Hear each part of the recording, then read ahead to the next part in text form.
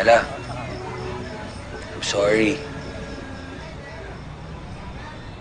Hindi mo na kailangan mag-sorry. Wala ka namang kasalanan. Tsaka, alam ko naman na si Emma talaga yung gusto ko. Ikaw naman talaga gusto ko eh. Ha? Baliw ka ba? Ano yan, tutuhugin mo kami magkapatid? Ang labo na to.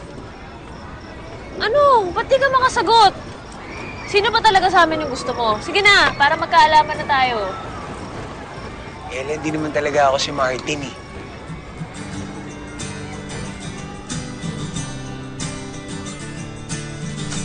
Hello? Huh?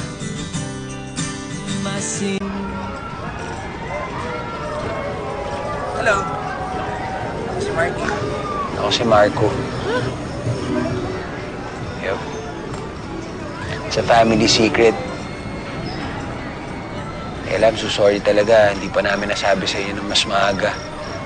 Alam niyo naman that it might ruin our career. Tapos, you know man, magician, never talaga reveals its secret. So, sensya na.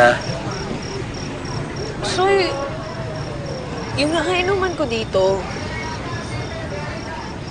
Ako yun. Yep.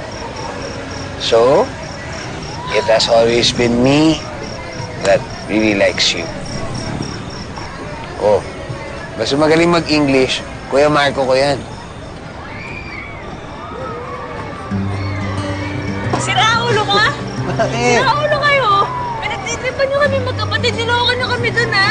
Eh, hindi naman mahalaga yun eh. Ang mahalaga, alam na ng isa't isa kung sino talaga yung gusto. So ako, sinasabi ko na, ikaw yung gusto ko. So, pwede na ba? Pwede na ba mag-hug?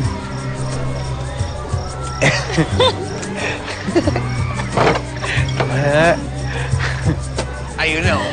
Oh, yakap din, oh.